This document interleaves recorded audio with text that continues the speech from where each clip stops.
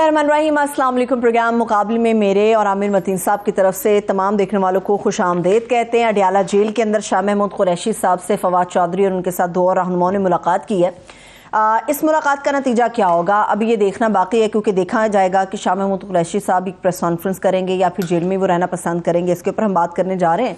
मगर दूसरी तरफ पाकिस्तान के अंदर जो सियासी मंजरनामा बनता हुआ हमें नजर आ रहा है, जिसमें हमें जहांगीर तरीन साहब हों, काफ लीग हो, आसिफ अली जरदारी साहब, वो सियासी तौर पर बड़े हमें मुतहरक नजर आ रहे हैं। सियासी मंडियां अगर कहा जाए कि लग गई हैं तो ये बिल्कुल गलत नहीं होगा। अब देखना यह है कि किंग्स पार्टी का वजूद किस तरफ से होगा, इसका सरबराह कौन होगा, इसके ऊपर हम बात करने जा रहे हैं। अदालती बहरान तो है मगर मुआशी बहरान भी सर उठाए खड़ा है। इन दोनों बहरानों पर बात होगी और गिलगित बल्तिस्तान में होने वाली जो बहुत बड़ी बड़ी पॉलिटिकल तब्दीलियां हैं उनके ऊपर भी हम बात करने जा रहे हैं। सबसे पहले तो आमिर साहब मुझे ये बताइए कि कुरैशी साहब से मुलाकात की, फवाद चौधरी साहब ने, महमूद मौलवी साहब थे और इमरान इस्माइल साहब, क्या उन्हें दबाव डाला गया या राजी करने की कोशिश की गई कि आप भी गोल्डन हैंड शेक ले लें हमारी तरह और इज्जत से बाहर आ जाएं? जी, ये बहुत बड़ा सवाल है जो आने वाला वक्त बताएगा कि आज ये जो मुलाकात हुई है चौधरी फवाद की, मौलवी महमूद और इमरान इस्माइल साहब की, कुछ लोग ज़राए से आमिर कियानी साहब की भी इलादा कह रहे हैं, मगर प्रेस कॉन्फ्रेंस में ये तीनों नज़रात आ रहे हैं। तो छोड़ने वालों की कैटेगरीज थी ना, एक थी जिन्होंने पार्टी छोड़ी थी, एक थी सियासत छोड़ी थी, कुछ ने ब्रेक ली थी।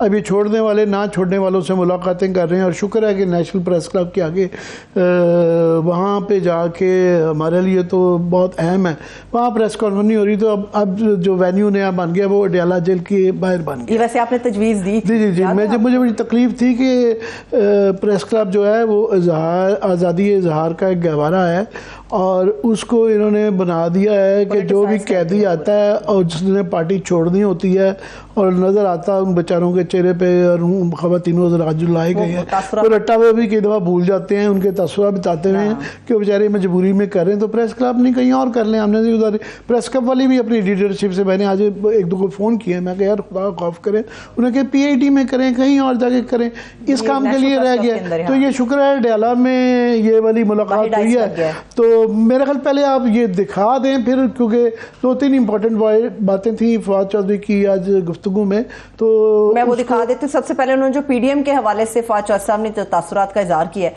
वो PDM के हवाले से क्या अपने जहन में ख्यालात रखते हैं वो जरा सुन लें आप। 25 करोड़ आवाम को आसिफ जरदारी और नवाज शरीफ के सहारे नहीं छोड़ा जा सकता। पाकिस्तान के अंदर एक बेयकीनी, एक गैर यकीनी मुआशी हवाले से, आईनी हवाले से, सियासी हवाले से जो हुई है, हम समझते हैं कि जो PDM की हुकूमत है वो उसकी बराह रास्त जिम्मेदार है और किसी दौर के ऊपर भी ये मुमकिन नहीं होगा कि हम इन हालात में इस हुकूमत को की अपोजिशन खाली छोड़ दी जाए। ये बहरान जो है उसको हल करने के लिए हम अपनी कोशिशें करेंगे। जो हमारी आइडियोलॉजी है उसके लिए ज़रूरी है कि हम उसके साथ खड़े हों।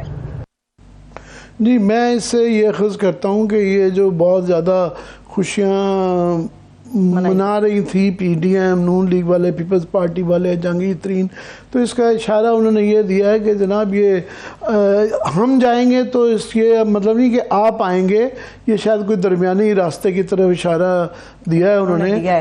और उन्होंने कहा है, मेरा वो भी दिखा दें कि दरमियानी मुलाकातों के हवाले से कि दरमियानी रास्ता क्या निकलने की उम्मीद है और मुलाकातें किन किन से हो रही हैं। जी प्रोड्यूसर साहब, हमने आज जो तमाम हमारी जो PTI की साबका लीडरशिप है उसके साथ हमारी गुफ्तगू शुनीद हुई है। असद उमर साहब के साथ हमारी तफसीली आज गुफ्तगू हुई है। उसके साथ साथ हमने रब्ता किया है परवेज़ खटक साहब से, असद कैसर साहब से, अली जैदी साहब से, हमाद अजहर साहब से, फरूख हबीब साहब से, शहजाद वसीम साहब से, तमाम ही जो लीडरशिप है उससे हमने रब्ता किया। आतिफ खान साहब से, शहराम तरकाई, ये तमाम लोग जो हैं इनसे हमने राब्ते किए हैं। शाह महमूद कुरैशी साहब से भी एक तफसीली गुफ्तगू जो है वो हमारी हुई है। हमारा मानना यही है कि पाकिस्तान को एक मुस्तहकम हल की तरफ जाना है। हमें इंशाअल्लाह ताला जो सलूशंस हैं वो निकालने हैं, सलूशंस की तरफ जाना है और हम सलूशंस की तरफ इंशाअल्लाह ताला जाएंगे। اس میں ایک نقطہ میں بڑا ہم نوٹ کر رہی تھی کہ ابھی بھی وہ اپنے آپ کو لیڈرشپ کے اندر کنسیڈر کرتے ہیں کہ جی ہم نے تمام لیڈرشپ سے بھی رابطے کر لیے ہیں، وہ چاہے پی ٹی آئی کے لوگ بھی تھے یا جو چھوڑ گئے ہیں. یہ ایک بڑی انہونی سی بات ہے. میرا خیال ہے یہ سارا جو جن کے اس میں کوئی ٹاپ لیڈرشپ میں سے کوئی نام رہ نہیں گیا، جب سب کے حوالے سے وہ بات کر رہے ہیں تو یہ اس کے اندر کچھ جان ہے، یہ ایسے نہیں ہے. صرف دو لوگوں نے جو ہے نا اس کی تردید کی ہے. ایک اسد قیصر صاحب نے، ان کی ٹویٹ آئی ہے کہ I don't have any contact with Fawad Chaudhry. Chaudhry میں اس لیے کہہ رہا ہوں کہ انہوں نے سپیلنگ چودھری کے لکھے ہیں، چودھری نہیں لکھا. پختون زراعت کے لیے چودھری کہنا مشکل ہے. دوسرا زین حسین قریشی، فرزند مختوم شاہ محمود قریشی، ان کی ایک ٹویٹ آئی ہے کہ آج ڈیالہ جیل میں تحریک انصاف کے سابق رہنماؤں سے ایس ایم جو ہے شاہ محمود قریشی صاحب کی ملاقات پر میڈیا میں جو تاثر دیا جا رہا ہے کہ میں اس کی تصدیق کرتا ہوں. مخدوم صاحب پارٹی کے وائس چیئرمین ہیں، ایک نظریے کا نام ہے، اور پی ٹی آئی اور عمران خان تحریک انصاف اور نظریے کے ساتھ کھڑے ہیں. شاہ محمود قریشی نے آج تک صرف اصولوں اور خدمت کی سیاست کو، نہ کوئی عہدہ نہ کوئی لالچ، شاہ صاحب کو خرید سکتی ہے. کل بھی عمران خان کے ساتھ تھے، آج بھی عمران خان کے ساتھ ہیں. یہ انہوں نے یہ کہا ہے، ملی جلی اس کی انٹرپریٹیشن کی جا سکتی ہے. ایک تشریح کی انہوں نے انکار نہیں کیا کہ وہ ہے. یہ باتیں تو باقی بھی جنہوں نے باہر پریس کانفرنس کی تھی انہوں نے بھی یہی باتیں کی ہیں. کسی نے یہ نہیں ہے کہ ہم پی ٹی آئی سے دور جا رہے ہیں، عمران خان سے ہم ان کی مخالفت میں جا رہے ہیں. تو یہ مگر یہ کیونکہ میڈیا میں تاثر یہ دیا تھا کہ ایز اف یہ مائنس عمران خان ہو گیا ہے اور یہ فیصلہ ہو گیا ہے، تو انہوں نے کہا نہیں، انہوں نے صرف اشارہ دیا ہے کہ اس کی طرف سارے لوگ مائل نظر آتے ہیں. یہ سارے جن کے نام لیے ہیں یہ صرف مائل نہیں نظر آتے، عمران خان بھی اس کی طرف مائل نظر آتے ہیں. کہ انڈیپینڈنٹ جو ویب سائٹ ہے یہاں پہ، انڈیپینڈنٹ نیوز پیپر کی، ہارون رشید صاحب اس کے لوکل ایڈیٹر ہیں یہاں پہ، تو انہوں نے آج انٹرویو کیا ہے عمران خان کا. تو اس انٹرویو میں بھی 3-4 چیزیں عمران خان نے کہی ہیں. انہوں نے ایک تو یہ کہا کہ جو کنگز پارٹیز وغیرہ بن رہی ہیں، جہانگیر خان ترین جو ہے وہ ایکٹیو ہوئے ہوئے ہیں، اس کے بعد Q league, Chaudhry Sarwar and company. تو انہوں نے کہا جی تحریک انصاف کو الیکٹیبلز کی ضرورت نہیں ہے. مطلب اشارہ وہ پہلے بھی کہتے رہے ہیں کہ یہ سارے اگر چھوڑ بھی دیں گے تو میرا کھمبا کھڑا کروں گا تو وہ جیتے گا. دوسرا انہوں نے کہا کہ سیاسی جماعت بند گلی میں تب پہنچتی ہے جب ووٹ بینک ختم ہو رہا ہو. تیسرا انہوں نے دوبارہ مذمت کی ہے کہ میں بالکل مذمت کرتا ہوں کور کمانڈر ہاؤس اور جی ایچ کیو وغیرہ میں توڑ پھوڑ کی. اور جو مگر اس سارے کا لب لباب ان کے انٹرویو کا ہے کہ انہوں نے بھی لچک کا مظاہرہ کیا ہے، فلیکسیبلٹی نظر آئی، پھر کوئی نرمی تھی گفتگو میں، اور جو ہے نا درمیانی راستے کی طرف وہ بھی گامزن نظر آئے. تو یہ سارا کچھ جو ہو رہا ہے یہ ان کے خلاف نہیں ہو رہا.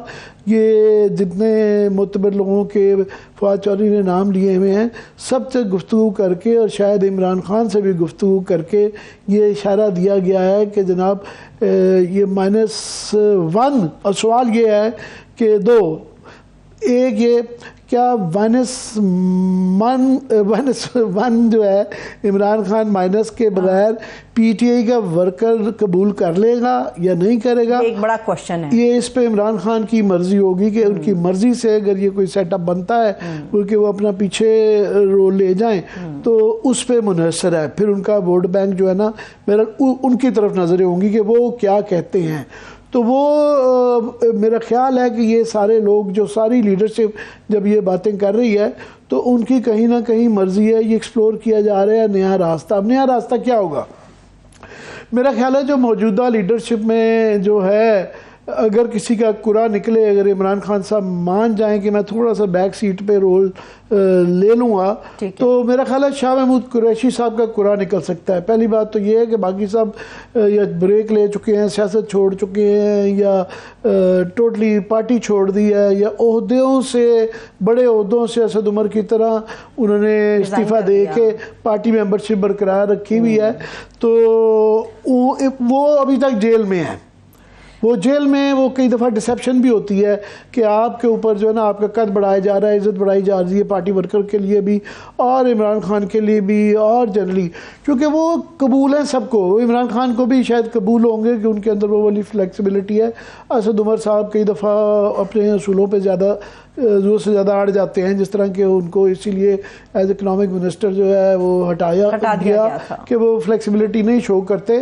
وہ عمران خان کو بھی شاید قبول ہو سکتے ہیں اور وہ اسٹیبلشمنٹ کو بھی قبول ہو سکتے ہیں، کیونکہ پچھلے 30 سال سے ان کے والد صاحب جو ہے ماشاء اللہ میں گورنر رہے، پھر نواز شریف کے ساتھ بھی وہ رہے، پھر وہ پیپلز پارٹی میں رہے، پی ٹی آئی میں رہے، تو تمام ہی پارٹیوں کا وہ حصہ رہے ہوئے ہیں، تو اس لیے ان کے اندر ایک فلیکسیبلٹی ہے، تو وہ شاید یہ قبول ہو سکتے ہیں. اب یہ ہے کہ عمران خان کا نیکسٹ بگ کویسچن کہ عمران خان اگر بیک سیٹ لیتے ہیں جس کی طرف وہ اشارے دے رہے ہیں، ان کی پارٹی اشارے دے رہی ہے، تو وہ ماڈل کیا ہوگا، کیا اس کی ہے. تو میں سمجھتا ہوں 2-3 مثالیں ہیں ہمارے یہاں بھی اور باہر بھی. ایک تو ہے کہ الطاف حسین ماڈل ہے کہ انہوں نے بھی 22 اگست 2020 کو جس طرح یہاں 9 مئی کا واقعہ ہو گیا تو وہ اسی سے ہی ملایا جا رہا ہے کہ یہ بھی جو ہے نا 22 اگست والا ہی واقعہ ہے. لیکن آپ کو لگتا ہے حالانکہ فرق ہے، میں سمجھتا ہوں کیونکہ اس کی بھی جوڈیشل تفتیش ہونی ہے، اس کے اوپر ابھی پولیس کا رول، کافی چیزوں کا اس کے اوپر ابھی سوالات ہیں.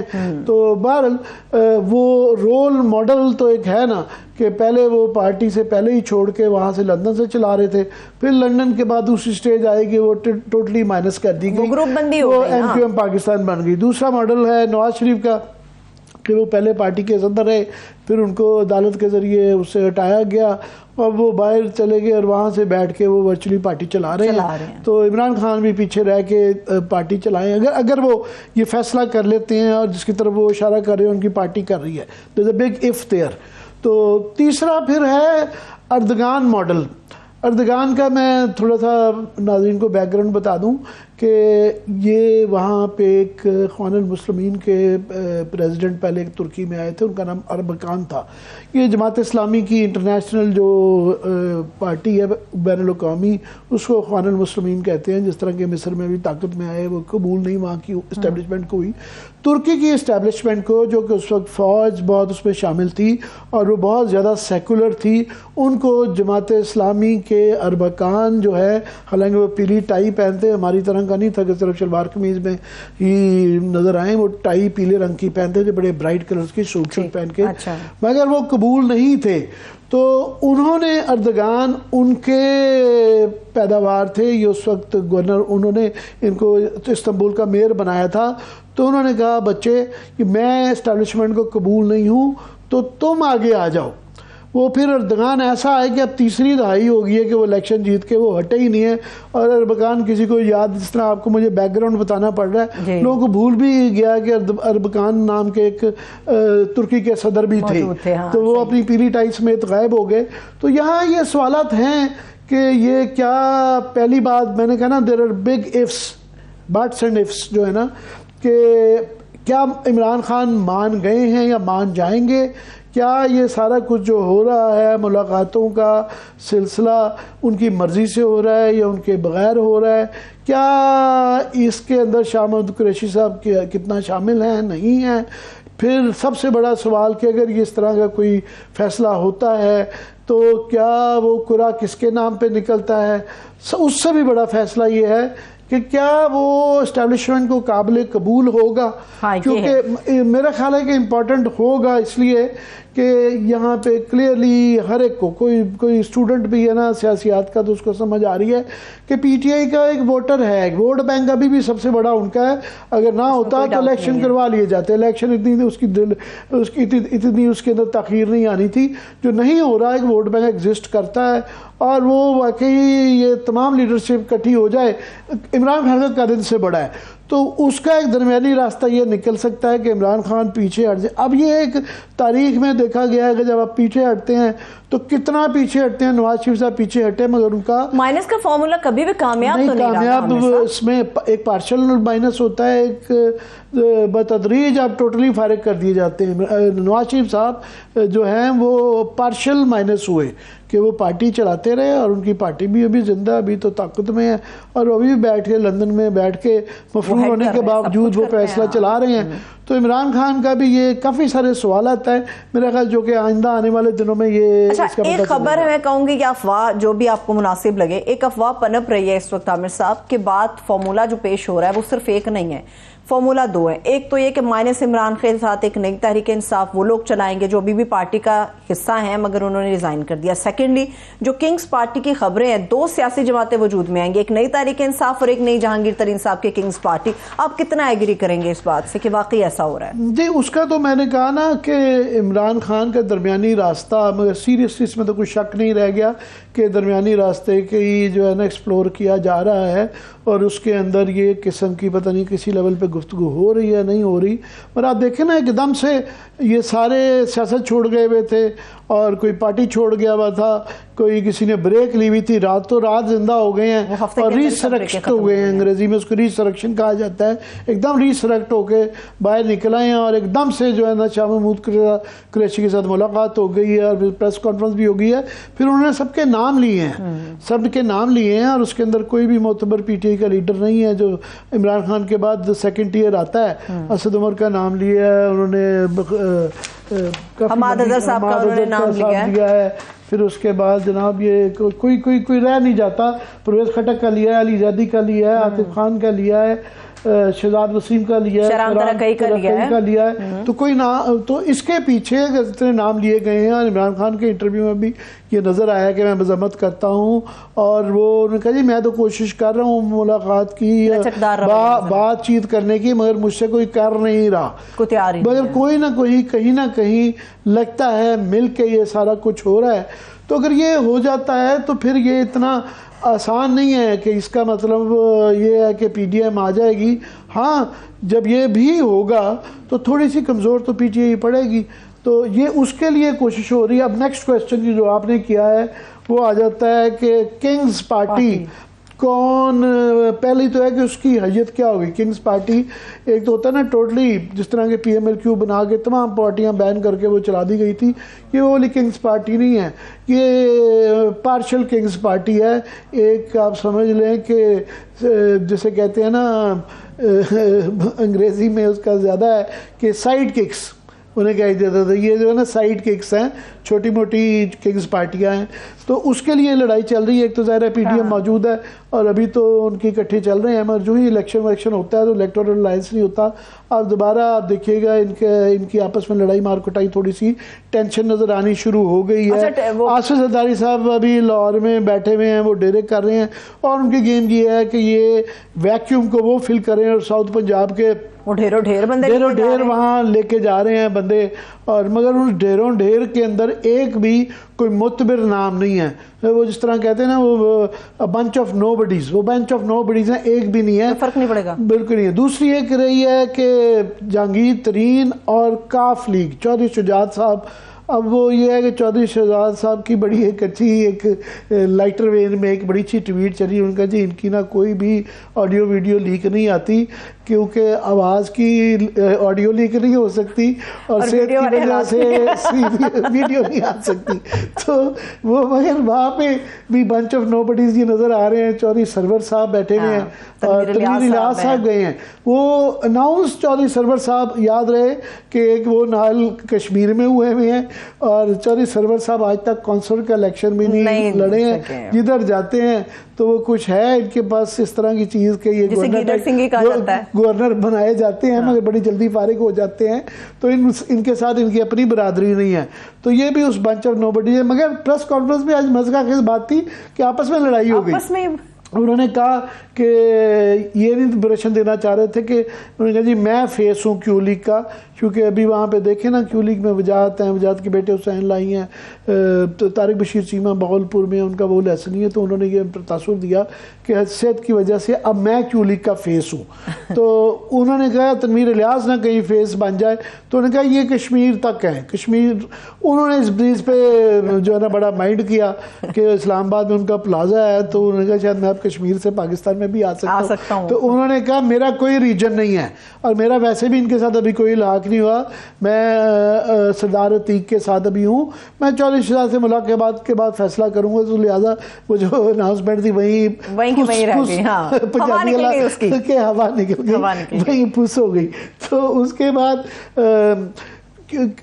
پیپلز پارٹی کا جہانگیر ترین کی آپس میں بھی کچھ گٹھ جوڑ کی پرابلم یہ ہے کہ اس وقت پنجاب کے اندر 2 بڑے نام ہیں جو کہ پیپلز پارٹی کو چلاتے ہیں. ایک کا نام یوسف زرا گیلانی ہے، ظاہر ہے وہ ایکس سابق وزیر اعظم ہیں، تو اور ان کا ملتان میں الیکٹورل پریزنس بھی ہے. ان کے بیٹے جو ہیں ایم این اے تو نہیں بنے مگر ایم پی اے کی سیٹ کے لیے آتے ہیں، مگر بہرحال وہ ایک قریشی اور گیلانی دونوں ایک امپورٹنٹ خاندان رہے ہوئے ہیں، کئی دہائیوں سے رہے ہوئے ہیں ملتان کے اندر، تو ان کا ایک اپنا وزن ہے. دوسرا احمد محمود صاحب ہے. مختوم احمد محمود جو ہیں وہ رحیم یار خان میں واحد جو ہے گجر خان سے ایک سیٹ جس طرح لے لی ہے، درمیان میں پورے جو ہے نا میرا مظفر گڑھ میں 1-2 سیٹیں مل جاتی ہیں، اور پھر رحیم یار خان میں جو سیٹیں پیپلز پارٹی کو ملتی ہیں پیپلز پارٹی کی وجہ سے نہیں ملتی.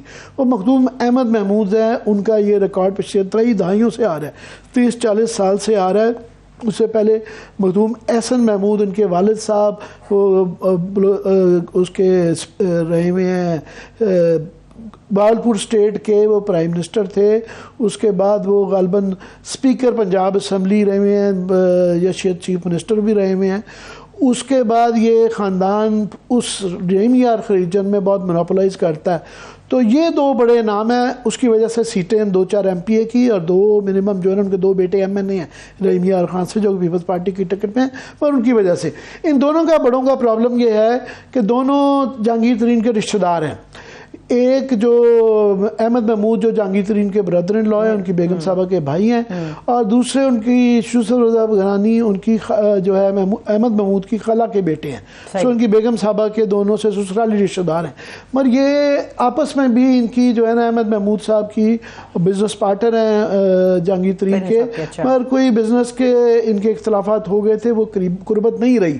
ورنہ اسی وجہ سے پہلے وہ ان کو رحیم یار خان سے الیکشن لڑواتے تھے، ابھی لودھرا بھیج دیا جہاں لودھرا میں ان کی وہ والی وقت نہیں ہے سیاسی الیکٹورل، جو کہ رحیم یار خان سے بالکل وہ احمد محمود ٹکٹ دے دیتے جیت جاتے تھے. سو وہاں بھی پرابلم ہے. اور ان کے پاس بھی ابھی تک کوئی اتنا روز یہ کہا تھا کوئی آج انہوں نے فردوس شاشقبان کو دوپٹہ پہنا دیا، اب ان کو روز ایک خبر چاہیے کہ 2-4 بندے چاہیے، ڈھونڈ کے لے آتے ہیں. وہ بنچ آف نو بڈیز میں سے ابھی بھی ایک بھی معتبر نہیں ہے. زیادہ تر لوگ بیٹھے ہوئے ہیں وہ الیکشن میں ریسنٹلی بائی الیکشن میں ہارے ہیں، یا ان کی کوئی بقت نہیں ہے. ابھی تک بڑا نام ان کے ساتھ بشمول اپنے اور علیم خان کے بھی کوئی ایسا نہیں ہے. سو ابھی کوئی نہیں ہے، مگر ایک سائیڈ کک کنگز پارٹی کی ایک گنجائش نکالی جا رہی ہے. پیپلز پارٹی کو کریج کیا جا رہا ہے، اور شاید نون لیگ بھی اس امید میں ہے کہ پی ٹی آئی کو اگر کمزور کیا جائے گا، ایک یہ تو نظر آ رہا ہے نا کہ ان کو ایک فری جو ہے لیول پلینگ فیلڈ نہیں ملے گی. تو اگر کوئی عمران خان کے پارشل مائنس بھی ہوتا ہے، وہ بالکل سامنے ان کا فیس نہیں ہوتا، تو تھوڑا سا یہ تاثر ہے یا یہ خوش فہمی ہے یا یہ خیال ہے یا یہ وقت بتائے گا کہ اس سے سیٹیں پی ٹی آئی کی شاید کم ہوں گی. لے گا کون، اس کی تگ و دو کے لیے یہ سارے 3-4 گروپس نظر آ رہے ہیں. صحیح ہے، ٹھیک ہے. یہ تو اب سیاست کی بات ہوگی، ذرا عدالت کے اوپر بھی بات کر لیتے ہیں عامر صاحب، وہ بڑی اہم ہے. ہم یہ بات کر رہے کہ بینچ کے اوپر جو اعتراض اٹھایا جا رہا تھا وہ معطل ہو گیا تھا، لیکن اب وہ فائز عیسیٰ صاحب کی طرف سے خط تحریر کر دیا گیا ہے، وہ ایک اور نئی مشکلات کھڑی ہوئی ہے. جی وہ آڈیو لیکس انکوائری کمیشن نے جو ہے نا وہ سپریم کورٹ کے بینچ پر اعتراض اٹھا دیا ہے. اور پہلے تو یہ تھا نا کہ وہ لگتا تھا کہ یہ تاثر ملا تھا کہ وہ ختم ہو گیا ہے، کمیشن ختم ہو گیا ہے، اور سپریم کورٹ نے جو ہے نا کہا ہے کہ یہ 5 ممبر کا بینچ بنا دیا، ہم اس کو دیکھیں گے. تو انہوں نے آج اس کو ایڈجرن کر دیا ہے، ہفتے کو غالباً اس کی پیشی ہوگی. اب بینچ کی انکوائری کمیشن کا یہ کہنا ہے، انہوں نے خط لکھا ہے فائز صاحب نے کہ بینچ کی تشکیل کا معاملہ ججز کمیٹی کے سامنے نہیں رکھا گیا، انکوائری کے خلاف آئینی درخواستیں قابل سماعت نہیں. انہوں نے کہا جی کمیشن کو سنے بغیر انہوں نے کہا جی آپ کارروائی نہیں کر سکتے ہیں، اور یہ ذاتی وفات سے متعلق کسی کیس کو کوئی جج نہیں سن سکتا. انہوں نے کہا کیونکہ اس کمیشن کے اندر جسٹس طاہر بندیال کی ساس کی بھی ایک ٹیپ ہے مبینہ طور پہ، تو اس کی طرف اشارہ کیا ہے کہ کوئی ڈائریکٹلی پارٹی میں ہے تو وہ بینچ کا حصہ نہیں ہو سکتے ہیں. اور کمیشن آئین و قانون کے مطابق اپنی ذمہ داری پوری کرتا رہے گا. تو انہوں نے کہا یہ ڈس بینڈ نہیں ہوا تو یہ اپنی ہم کرتے رہیں گے. تو اور سپریم کورٹ نے ظاہر ہے اس میں توسیع کر دی ہے اپنے حکم ابتناء میں. تو اب یہ ہے کہ یہ دیکھیے دونوں کا وہ جو منقسم پہلے ہی سپریم کورٹ تھی، سو یہ لڑائی جاری ہے. یہ جو پہلے تھوڑا سا ایک تاثر ملا تھا یا خیال آیا تھا کہ یہ لڑائی تھوڑی سی کم ہوئی ہے، وہ کم ہوتی ہوئی نظر نہیں آ رہی بلکہ بڑھتی ہوئی نظر آ رہی ہے. اس کے دو اور ایشوز عدالت سے ریلیٹڈ ہیں. ایک یہ ہے کہ کل جو ہے 90 دن والا فیصلہ تو ختم ہو گیا نا، دفع نہیں ہو گیا، مطلب وہ پوسٹ پون انڈیفینیٹلی ہو گیا ہے. جو ساری لڑائی جو شروع ہوئی تھی وہ اس خود نوٹس کے اوپر ہوئی تھی کہ یہ کیوں لیا گیا، وہاں سے تقسیم نظر آئی ججوں کے. اب وہ 90 دن کی ہم بھی بڑے عرصے سے کر رہے تھے آج فیصلہ، وہ اتنی دیر کر دی چیف جسٹس صاحب نے بھی کہ 130-40 دن کے بعد. اب وہ بات کوئی اس پہ عدالت میں کیا سیاست میں یہاں پر ہم بھی بات نہیں کر رہے. وہ وکیل بلا کے تھک گئے ہیں، انہوں نے کہا جی وہ پھوک بھر کے اعزاز حسن صاحب، لطیف کھوجا صاحب نے کہ جی یہ جو ہے نا جسٹس کارنیلیس ہمیں مل گیا. جسٹس کارنیلیس صاحب جو ہے نا، میں نے کہا نا وہ ہاف کارنیلیس بھی نہیں ہے فی الحال، وہ پورے گامزن نظر آ رہے ہیں، جسٹس منیر کی طرف مائل نظر آ رہے ہیں. تو باقی دو اور کیسز ہیں کل جی 8 ممبر بینچ، جو کہ یہ جو 2 کیسز ہیں، پہلے تو وہ صرف تھا ایک اس کا کیس جو پہلے بل جو لایا گیا تھا پروسیجرز اینڈ پریکٹسز کا جو بل تھا، اس کے اوپر وہ 8 ممبر بینچ بنایا گیا تھا. اب وہ ایک نیا قانون بھی آ گیا ہے ریویو کا قانون کے جناب اپیل کے ریویو کا، تو وہ بھی بن گیا ہے. تو اس میں کل یہ دیکھنا ہوگا کہ ایک تو پہلے بل کا کیا فیصلہ کرتے ہیں کیونکہ اس کے اوپر عمل درآمد روک دی گئی تھی، اور کیا کل کا جو نیا قانون آیا ہے جس کے اندر اس سے تھوڑی سی چیزیں کم کر دی تھی، صرف انہوں نے اپیل کا حق جو دیا ہے جس کی ابھی کافی کلیئرٹی آنی ہے. سوالات ہیں کہ کیا اس کے اندر وہ صرف ریویو ہوگا یا اپیل کا مطلب یہ ہوگا کہ نواز شریف صاحب اور جہانگیر ترین صاحب یہ دوبارہ اپیل کر سکتے ہیں کہ نہیں کر سکتے ہیں. شاید اس میں سے کل جواب ملے. دوسرا یہ کہ یہ نیا قانون جو ہے اس کو سائن ہو گئے ہیں، تو کیا اس کے اوپر بھی عمل درآمد روکتے ہیں نہیں روکتے، اس کے اوپر اس کو بھی اس کیس کا حصہ بناتے ہیں یا نہیں بناتے. سو یہ کافی سارے سوالات ہیں آئینی قانونی، اور supreme court versus parliament, supreme court versus supreme court جو اندر کی لڑائیاں ہیں. تو یہ کل یہ کافی اس لیے امپورٹنٹ کیس ہے، ورنہ آج کل تو ایک طریقہ کا نظر آتا ہے کہ لمبی پیشی پہ دے دیں اور 15 جون سے غالباً جو ہے عدالت چھٹی پہ چلی جائے گی. تو لگتا ہے کہ یہ 15 دن تک سارے پیشی پہ پیشی چلے گی، اور وہ کہیں گے یار آپس میں یہ معاملہ نپٹا لیں. پہلے بھی عدالت کہہ چکی ہے، 1 دفعہ نہیں 10 دفعہ کہہ چکی ہے، آسان طریقہ ہے اپنی جان چھڑانے کا کہ آپ آپس میں کوئی جو ہے اتفاق رائے کر لے. اتفاق رائے ہو نہیں سکتا، پارٹیوں میں تو نہیں ہوا. اب کوئی اسٹیبلشمنٹ اور پی ٹی آئی کے درمیان اتفاق رائے کی کوششیں نظر آ رہی ہیں. ممکن ہے کم از کم پی ٹی آئی کی طرف سے یہ آج تاثر اس پریس کانفرنس دیا گیا ہے. ابھی وہاں سے جواب نہیں آیا، مگر یہ تاثر لیا جا رہا ہے کہ یہ جو کچھ ایک دم راتوں رات جو ہے ایک دن میں عامر کیانی اور سب پارٹیاں چھوڑ گئے تھے، الیکشن چھوڑ گئے تھے، بریک لے چکے تھے، ایک دن میں جو ہوئی اور پھر ان کی پریس کانفرنس دکھائی گئی، اجازت دی گئی کہ یہ دکھائی بھی جائے اور وہ فلیش بھی کی جائے، اور آپ اور ہم اس پہ بات بھی کر رہے ہیں. صحیح ہے. میں ابھی بریک کی طرف جا رہی ہوں. بریک پر جانے سے پہلے میں تھوڑا سا کلیریفائی کر دوں. عاصم نذیر تارڑ صاحب جو پہلے کہہ رہے تھے کہ نواز شریف صاحب یہ رائٹ نہیں ہے ان کے پاس کہ وہ اپیل کی طرف جا سکتے ہیں نظر ثانی کی طرف، تو انہوں نے خاتون صحافی سے بات کرتے ہوئے کلیریفائی کر دیا کہ جی وہ یہ ان کو جھاڑ پیٹی ہے کہ یہ آپ کیوں کہہ رہے ہیں. ہم نے ہماری ساری کوشش، نواز شریف صاحب نے کہا جی نوکری کرنی ہے یا نہیں کرنی ہے آپ نے، انہوں نے کہا نوکری کرنی ہے نہیں کرنی ہے. سارا ڈرامہ اساں محفل تیرے لیے سجائی ہے پنجابی کا گانا ہے، تو یہ ساری محفل سجائی ہے نواز شریف صاحب کے لیے گئی ہے. تو عاصم تارڑ صاحب نے یہ بیوقوفی کر دی تھی. اسی دن عرفان قادر صاحب نے آلموسٹ ان کو جھاڑ دیا، انہوں نے پتہ نہیں کیا انہوں نے. بالکل ایسا ہی ہے. اسی طرح عوام کی آنکھوں میں بھی دھول جھونکنے کی کوشش کی جاتی رہی کہ جی IMF کا پیکج ہمیں ملنے والا ہے، آج نہیں کل نہیں پرسوں، نہ وہ آج آئی نہ کل نہ پرسوں، اب شاید وہ ملے گا ہی نہیں. ایک بریک سے واپس آ کے پاکستان کے بدترین معاشی بحران کے حوالے سے ہم بات کرنے جا رہے ہیں. ہمارے ساتھ رہیے.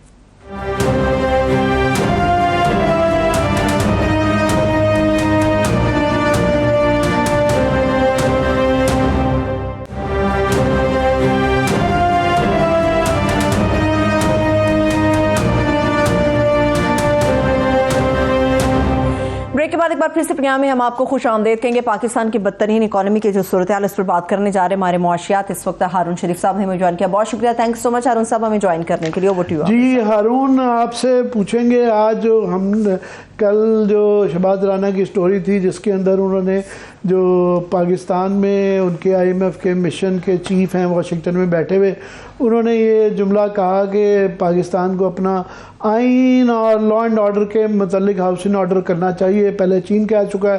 تو اس پہ آج بہت زیادہ ریئیکشن آیا ہے. Minister of state for economics جو اکنامک منسٹر کی اسٹیٹ منسٹر ہیں عائشہ غوث پاشا صاحب, میں ناظرین کے لیے بتا دیں کہ انہوں نے اس پہ بہت زیادہ غصہ منایا اور انہوں نے کہا جی یہ پاکستان کے اندرونی معاملات میں مداخلت ہے, آئی ایم ایف کا مینڈیٹ نہیں ہے. انہوں نے کہا جی یہ جو نیتھن پورٹر صاحب نے ہمارے اس معاملات میں بالکل سریحاً مداخلت کی ہے اور پاکستان کے میں ہر چیز قانون کے مطابق چل رہی ہے.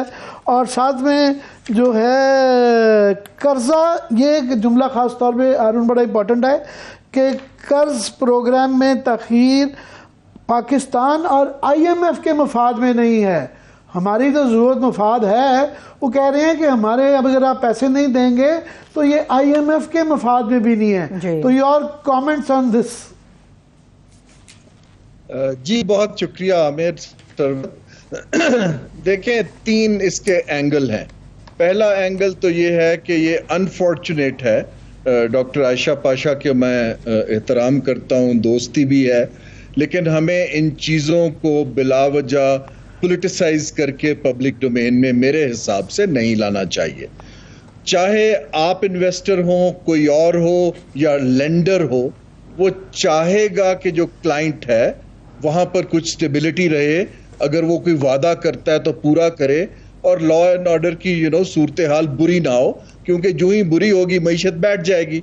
تو غالباً الفاظ کے چناؤ میں تو غلطی ہو سکتی ہے, لیکن ایک ایسے ملک سے جس سے پروگرام ہو نہیں پا رہا, جو ان کی کنڈیشنلٹی پرائر ایکشنز کو میٹ نہیں کر رہا, اس کو بار بار پولیٹیسائز کرنا مناسب نہیں ہے. اگر آپ کو یاد ہو, ہم نے اپنی لاسٹ ٹائم جب بات کی تھی تو میں نے کہا تھا یہ پروگرام 30 جون کو ختم ہو جائے گا, اور پاکستان جیسے بہت سے پروگرام نہیں کر پایا, ہم یہ بھی کمپلیٹ نہیں کر پائیں گے. اور یہ جو آئی ایم ایف اب بات کر رہا ہے آپ سے کہ آپ ہم سے بجٹ میں کنسلٹیشنز کریں اور آپ جو ہیں ڈالر کو آرٹیفیشلی کنٹرول ابھی نہ کیجئے, یہ چیزیں وہ اس لیے کر رہا ہے کہ اس کو پتا ہے کہ اب آپ نے آگے کا ایک پروگرام نیگوشیٹ کرنا ہے. میرا نہیں خیال کہ اس پروگرام کے اندر اب کوئی لائف رہ گئی ہے. 30 دن کے اندر کہاں سے ریویو ہو جائیں گے, کہاں سے ڈسبرس ہو جائے گا. تو میرا اس پہ رائے یہ ہے کہ جو ہم تواتر سے پبلک ڈومین میں لوز سٹیٹمنٹس دیتے آ رہے ہیں مختلف وزراء, کبھی ہم کہتے ہیں کہ جی نیوکلیئر پروگرام کے متعلق بات نہیں کریں گے, کبھی ہم کہتے ہیں کہ جی یہ سیاسی وجوہات سے بہت زیادہ سخت ہے. حقیقت یہ ہے کہ ٹیکنیکلی ہم ان کی جو اگریڈ ٹرمز اینڈ کنڈیشنز ہیں ان کے اوپر ان کو سیٹسفائی نہیں کر پائے, اور ٹرسٹ ڈیفیسٹ زیادہ ہے. اس طرح کی سٹیٹمنٹس پبلک ڈومین میں اچھالنے سے اننیسیسریلی ٹرسٹ جو ہے مزید خراب ہوگا. اور ایک میں سیاسی نکتہ, میں سیاسی بات کرتا نہیں, میں یہ بولتا جاؤں کہ اس وقت جو پاکستانی ڈائسپرا ہے باہر, ان کا ان اداروں سے ایز سورس آف انفارمیشن بہت تعلق ہے, اور ڈائسپرا اس وقت جو ہے ان کی بہت زیادہ سمپتھیز جو ہیں وہ to be very honest P T I کے ساتھ ہیں. تو حکومت کو چاہیے ایک پراپر کمیونیکیشن چینل کھولے اور ڈیٹا اور ایویڈنس کی بیس پہ ان اداروں سے بات کرے. تو ان کو جو انفارمیشن مل رہی ہے ہیومن رائٹس پر, لا اینڈ آرڈر پر, یہ سٹیٹمنٹس جو ہیں ان اے وے اس کو بھی ریفلیکٹ کرتی. ویسے سارے ہی میرا خیال آج کل لوگ جو ہیں جو پڑھے لکھے نہیں بھی ہیں ڈائسپرا سمجھتے ہیں, یہ پاکستانی جو باہر رہتے ہیں اس کے لیے ڈائسپرا کہا جاتا ہے. اوورسیز پاکستانی دوبارہ انگریزی میں زیادہ ٹائم یوز ہوتی ہے. آپ کا خیال ہے کہ 30 جون تک آپ یہ متواتر سے کہہ رہے ہیں کہ یہ نہیں نیگوشیٹ ہو پائے گا آئی ایم ایف کی ڈیل, پر آج انہوں نے اتنے سخت باتیں کرنے کے بعد بہت میرا خود ذاتی میں بڑی ان کی عزت کرتا ہوں، ڈاکٹر پاشا صاحب، حفیظ پاشا صاحب کی بھی بہت زیادہ، ان سے بھی ہماری جو ہے بڑے اچھے تعلقات ہیں، مگر ساتھ میں انہوں نے یہ کہا، مزے کی بات ہے کہ امید ہے نئے بجٹ سے پہلے اسٹاف لیول معاہدہ ہو جائے گا. مطلب یہ باتیں کرنے کے بعد پھر بھی وہ شاید بجٹ جو ہے 10-12 دن میں آنے کا ایک امکان ہے، تو ساتھ میں یہ امید بھی رکھنا. Does it make sense? دیکھیے وہ اس بیس پہ کہہ رہی ہیں کیونکہ وزیر اعظم صاحب نے جو مینیجنگ ڈائریکٹر ہیں کرسلینا جورجیوا کو فون کیا، تو وہاں انہوں نے ان سے کہا ہوگا کہ آپ اگر ہماری یہ بات مان لیں تو ہم سٹاف سے کہیں گے کہ پاکستان کا جو ہے نا سپیڈ اپ کر دیں کام. لیکن میں تو ایک پریکٹیکل بات کر رہا ہوں کہ سٹاف دیکھیں اس کے 3 سٹیجز ہیں. سٹاف لیول اگریمنٹ کے لیے نیتھن پورٹر نے بڑی کلیئر 3 آپ کو فیوچر کی لائنز دی ہیں. وہ اس کے اوپر اگر آپ جیسے ہم نے لاسٹ ٹائم کہا تھا، اگر آپ نے پاپولسٹ بجٹ کی بات کی، سب کچھ کی، وہ تو وہاں پر ڈیڈ ہو گئی نا اب، کہ اگر آپ نے IMF کے ساتھ جانا ہے تو آپ کو اپنا بجٹ ڈیفیسٹ بھی کنٹرول کرنا پڑے گا، خرچے بھی کنٹرول کرنے پڑیں گے، اور آپ کوئی پولیٹیکل بجٹ نہیں دے پائیں گے. اب سوال یہ ہے کہ اگر آپ اس قسم کی بات کرتے ہیں تو آپ کو اب یہ بات کرنی چاہیے کہ اگلا پروگرام کیا نیگوشیٹ کریں گے.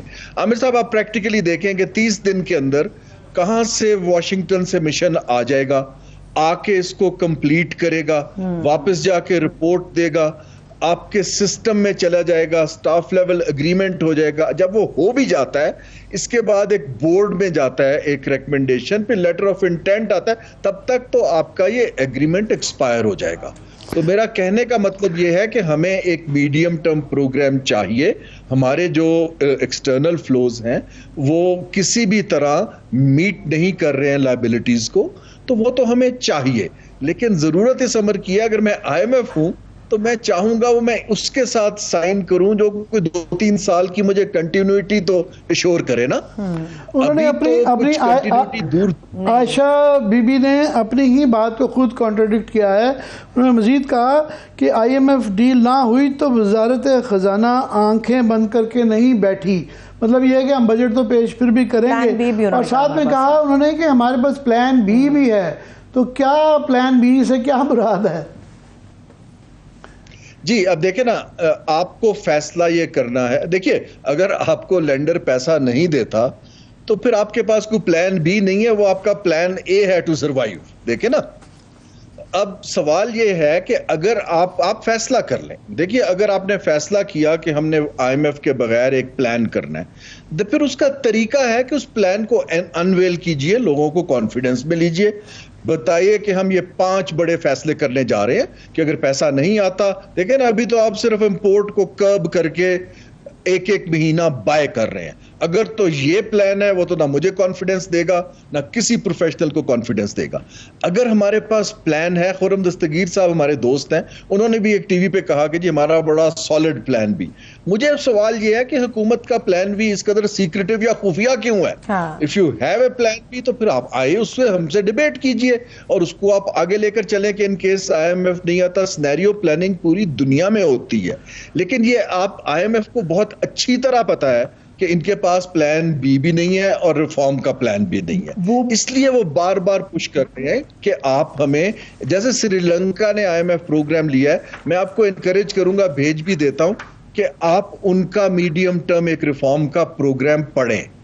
انہوں نے کیا کیا خود ڈیولپ کر کے دیا ہے، نہ کہ جو IMF نے پرسکرائب کیا ہے.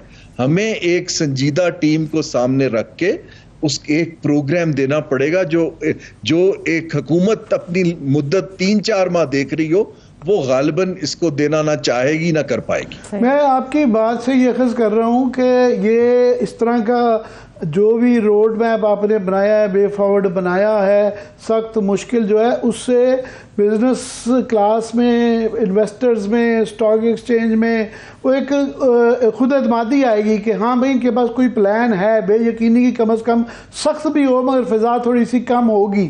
مگر پلان بی تو اصل میں جس طرح آپ نے فرمایا کہ یہ پلان پلان اے تو بجٹ دینا ہے, پلان بی یہ ہے کہ بجٹ کے اندر جو چیز دیں گے اس کے بعد آئی ایم ایف کا کیا رویہ ہوگا, کیا دونوں کی آپس میں یہ کانفیڈنس بلڈنگ ہوگی کہ نہیں بھی ہوگی, یہ خرچ کر رہا ہوں. ایک تو اس پہ کامنٹ کیجیے. دوسرا ڈالر, عام آدمی آپ کو پتہ ہے ڈالر سے پورا پاکستان حکومت صرف نہیں پاکستانی افیکٹ ہوتا ہے, اور ابھی یہ جو 30 روپے کا فرق پڑ گیا انٹر بینک میں اور باہر کی مارکیٹ میں, اور یہ ہمیشہ سے کیونکہ تفصیلات پہلے ہی $30 بلین ہوتی تھی تو اس سے $22 بلین پہ آ گئی ہیں, تو یہ پھر اس کو ختم کرنے کا تو یہی طریقہ ہوتا ہے کہ یہ جو 316 اور 325 کے درمیان میں جا رہا ہے پرائیویٹ اوپن مارکیٹ میں, تو وہ ختم پھر 2-1 روپے کا کر کے آپ آفیشلی جو انٹر بینک ریٹ کو 20-25 روپے اوپر لے. تو کیا یہی اس کا حل ہے, کیا یہ نہیں ہونا چاہیے؟ دیکھیں یہ بالکل حل نہیں ہے. دیکھیں آپ ٹیمپریریلی تو کچھ روک پاتے ہیں نا, لیکن یہ بلیو کرنا کہ یہ ساری اسپیکولیشن ہے, یہ جو فری فال روپی کا ہو رہا ہے یہ ایک انویسٹر کا کانفیڈنس لوز ہونے سے ہو رہا ہے. دیکھیں نا, آپ روپی میں بلیو نہیں کرتے, آپ ایسٹس میں, گولڈ میں, ڈالرز میں بلیو کرتے ہیں, پیسہ ادھر موو ہونا شروع ہو جاتا ہے. یہ جو ہمارا ایک obsession ہے کہ سمگل ہو رہے ہیں, پیٹیوں میں بھر کے جا رہے ہیں. دیکھیے عامر صاحب, سوچنے کی بات یہ ہے کہ اگر آپ کے ملک میں ایک انویسٹمنٹ کلائمیٹ اچھا ہو تو یہ چیزیں کیوں سمگل ہوں؟ دیکھیں نا, پھر لوگ اس کو یہاں رکھیں گے. ہمیں اپنے گھر کو ایسا دینا ہے کہ لوگ آپ پہ اعتبار کریں, نہ کہ آپ ایڈمنسٹریٹو میئر سے چیزوں کو روکنے کی کوشش کریں. میرا جو بڑا سنسیئر, کوئی اس میں سیاست نہیں ہے, جو میرا کوئی 30-33 برس کا تجربہ ہے اس چیز کا. ایک تو وزیر اعظم صاحب کو چاہیے کہ اپنے منسٹروں سے کہیں کہ پبلک سٹیٹمنٹس دینی بند کر دیں اس معاملے میں, اور اگر دینی ہے تو آپ نے جو مشورہ دیا کہ پلان بی اگر ہے تو اس کی تشہیر کریں, پازیٹیو انداز میں کریں, مثبت میں. ابھی چھوٹی سی بریک لیتے ہیں, واپس آ کے بات کرتے ہیں ہمارے ساتھ رہیے.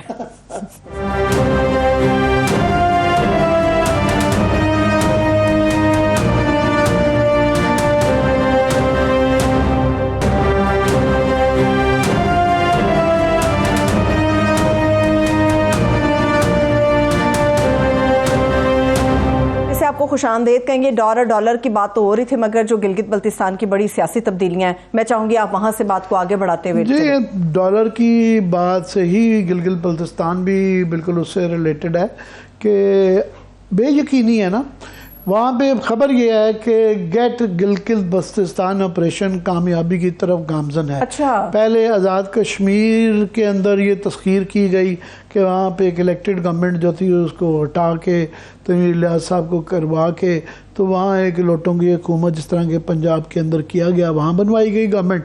اب یہ آپریشن جو فاتح گلگت بلتستان چیف سیکرٹری محترم آنریبل جناب محی الدین وانی صاحب کامیاب ہوتے وہاں پہ نظر آ رہے ہیں. ان کی بڑی خواہش ہے کہ بڑے ہو کے وہ پی ایس پی ایم بننا چاہتے ہیں. پتہ نہیں جب تک یہ والی گورنمنٹ رہے گی یا نہیں رہے گی, ان کو جلدی ہے کہ جلدی سے میں وہاں پہ ترقی کر جاؤں, پرفارمنس دے رہے ہیں. مگر یہ نہیں غور کیا جا رہا کہ یہ آزاد کشمیر میں اور گلگت بلتستان میں جب آپ لوگوں کا مینڈیٹ دے کے لوٹے بنوا کے گورنمنٹیں تبدیل کرتے ہیں, اس کا مقبوضہ کشمیر میں کیا میسج جاتا ہے؟ وہاں ہماری اور ان کشمیریوں کی لڑائی کیا ہے؟ لڑائی یہ ہے کہ وہاں پہ اس کے قابض ہیں, وہاں پہ جو حریت کو الیکشن کے اندر فار ایگزامپل جیتے تھے اس کے اندر بھی ان کو مینڈیٹ چرایا جاتا ہے, ان کو الاؤ نہیں کیا جاتا, الیکشن نہیں لڑنے دیا جاتا. وہاں پہ بی جے کی گورنمنٹ بنانے کی کوشش کی جا رہی ہے. تو جب وہ وہاں پہ آپ کا یہ سٹینڈ ہو, یہ پوزیشن ہو, تو جب وہ دیکھتے ہیں کہ یہاں ہمارا ایک چھوٹا سا اس کے مقابلے میں آزاد کشمیر ہے اور لداخ کی جگہ پہ ہمارے پاس گلگت بلتستان ہے, جب وہ یہ دیکھتے ہیں کہ یہاں پہ کس طریقے سے مینڈیٹ چرایا جا رہا ہے, کس طریقے سے اوور نائٹ جو ہے نا یوں کر کے محی الدین وانی صاحب لوگوں کو ایکٹیویٹ کر دیا جاتا ہے اور وہ گرا بھی دیتے ہیں, بنا بھی دیتے ہیں. تو اب خبر یہ ہے کہ خالد خورشید صاحب پہلے ان کی ڈگری پہ کسی کو اعتراض نہیں تھا, اسی HEC نے پاس کر دی تھی. اب انہوں نے کہہ دیا کہ نہیں جی ان کی ڈگری خراب ہے تو جعلی ہے, تو یا یہ ریزائن کریں گے اور یا یہ ڈسکوالیفائی ہوں گے. تو مزید خبر یہ ہے کہ گلگت بلتستان اسمبلی کے اسپیکر امجد زیدی صاحب نے ان کے خلاف جو ہے نا تحریک عدم اعتماد پیش کی گئی تھی، جس طرح کے اسلام آباد میں پیش کی گئی، انہوں نے عزت بجائی، انہوں نے اپنا استعفیٰ دے دیا، انہوں نے کہا میں نہیں لڑ سکتا آپ کے ساتھ، اگر یہ بن ہی گیا پلان بی جو کہتے ہیں نا پلان بی، تو یہ پلان بی بن گیا تو میں خود ہی استعفیٰ دے دیتا ہوں۔ اور اب جو ہے ان کی جگہ پہ نذیر احمد صاحب جو ڈپٹی اسپیکر ہیں وہ اسپیکر کا دیں گے، وہ خود بھی کینڈیڈیٹ ہیں، اچھا وہ خود بھی وہاں کی چیف منسٹری کے کینڈیڈیٹ ہیں، تو بڑی کبھی امکانات اس بات کے ہیں کہ الیکشن وہاں پہ ابھی ہوں گے، اس کے بعد دیکھنا ہے کہ ڈسکوالیفائی کرتے ہیں، نو کانفیڈنس موشن نہیں ہوگا تو اس صورت میں نو کانفیڈنس موشن آ جائے گا۔ خالد خورشید صاحب، تو گلگت بلتستان بھی جو ہے نا ہمارا فتح ہونے تسخیر ہونے کے قریب ہے انشاءاللہ، اور وہاں سے بھی یہ وکٹری کے نشان نظر آئیں گے۔ پولیٹیسائز کہتے ہیں لیکن یہ تسخیر والی ایک نئی ٹرم آپ نے بتا دی ہے، تسخیر ہی کیا جاتا ہے نا، اپنی جو ایک سلیکٹڈ گورنمنٹ کو جو ہے اس میں جب آپ اس طریقے سے لوٹے پیسے خرید کے کروائیں گے تو سیاست خراب کرتے ہیں۔ دوسرا یہ ہے کہ جب مینڈیٹ نہیں دیا جاتا اس سے وہاں پہ انسٹیبلٹی آتی ہے، لوگ ناراض ہوتے ہیں، جب لوگ ناراض ہوتے ہیں تو وہ ولنریبل ہوتے ہیں، آگے بھی جس طرح کی وہاں پہ گلگت میں تقریریں ہوئی تھی نہ وہ ہم بتا سکتے ہیں نہ دکھا سکتے ہیں، غصے میں جب لوگ آتے ہیں ان کو دیوار کے ساتھ لگایا جاتا ہے، ان کا مینڈیٹ چرایا جاتا ہے، تو پھر وہ ہمارے خلاف جو عناصر ہیں، دشمن عناصر جو ہیں، ان کے پاس ایسے گروپس آ جاتے ہیں جو کہ ان کی مرضی کی باتیں کرائیں، وہ ولنریبل بن جاتے ہیں۔ سو ہم کیوں ایسا موقع دیتے ہیں؟ صحیح ہے، ٹھیک ہے، آخری میرے پاس 4 منٹ ہے عامر صاحب، اور مجھے ڈالر اور سی ڈی، یہ ڈالر کا جو ہے نا یہ انہوں نے بہت بڑا ایک اخباروں میں اشتہار دیے، لاکھوں کروڑوں پیسے خرچ دیے اور وکٹری کے نشان بنائے جائے کہ جی اسحاق ڈار نے جو ہے نا ڈالر کمانے کا ایک اور طریقہ کر لیا کہ اسلام آباد میں ایک اوورسیز ریزیڈینشیا پروجیکٹ جو ہے نا وہ لڑا دیا، جو ہے لانچ کر دیا گیا، جس کے اندر کے اوورسیز جو ہے نا یہاں پہ فلیٹ خریدنے تھے، ڈالروں میں انہوں نے پے کرنا تھا۔ اب وہ قانونی لڑائی کی وجہ سے شروع ہونے سے پہلے ہی ختم ہو گیا اور وہ پاکستان ہاؤسنگ اتھارٹی نے یہ اس طرح کی اسلام پی ٹی اے کے دور میں بری تھی، قرعہ اندازی کے بعد سی ڈی اے کے یہ اپارٹمنٹس لوگوں کو الاٹ کر دیے تھے، سی ڈی اے نے لوگوں قرعہ اندازی کے بارے میں اعتماد میں ہی نہیں لیا، سی ڈی اے کو نہیں لیا، اور پرائم منسٹر اسحاق ڈار صاحب بڑے بڑے بتا رہے تھے دیکھیں ہم نے جو ہے نا شہباز سپیڈ کے مطابق جو کر دیا ہے، تو وزیر اعظم صاحب نے اب تحقیقات کا حکم دے دیا ہے کہ یہ قانونی پیچیدگیاں دور کیے بغیر پروجیکٹ کو کیوں لانچ کیا گیا ہے۔ وزیر اعظم نے اپنے مشیر آج چیمہ صاحب جو کہ 19ویں گریڈ سے جو ہے پہلے جیل کی وہاں کھاکو کے اب سارے پاکستان کے 22ویں گریڈ افسران کے وہ باس بن گئے، تنقید کرتے رہتے ہیں، ان کی بھی وہ بے توقیری ہے، وہاں پہ وہ بھی نام کے پی ایم ہے، اصل جو ہے نا محی الدین وانی جس پوزیشن پہ آنا چاہتے ہیں وہ آج چیمہ صاحب کی ہے، انچارج ان کو بنایا ہے ہاؤسنگ سے ریلیٹڈ ہر چیز کا، کیونکہ آشیانہ کی بڑی ٹریننگ ہے ان کو دیا جاتا ہے، ریئل اسٹیٹ سے ریلیٹڈ جتنے بھی تفتیشی چیزیں ہوتی ہیں، تو اس میں چیئرمین سی ڈی اے نور الامین مینگل ان کا کہنا ہے کہ پروجیکٹ جو نا میرے پہ آپ غصہ نہ نکالیں، پروجیکٹ میری تعیناتی سے قبل کا گیا ہے، مگر وہ کچھ صحیح بھی ہے کہہ رہے پہلے کا ہے، مگر جب اس کی لانچنگ کی جا رہی تھی آپ بھی ساتھ میں بیٹھے ہوئے وکٹری کے نشان بنا رہے تھے اور کریڈٹ کھا رہے لے رہے تھے اور تصویریں اتروا رہے تھے اور چھپوا رہے تھے۔ آپ کو بھی غور کر لینا چاہیے تھا کہ پرائم منسٹر کی سے لانچنگ کراتے ہوئے اخباروں میں اشتہار دیتے ہوئے کہ جناب یہ فلیٹ پہلے ہم بیچ چکے ہوئے ہیں، تو وہ بیچارے جنہوں نے پیسے دیے ہوئے ہیں ان کا کیا بنے گا۔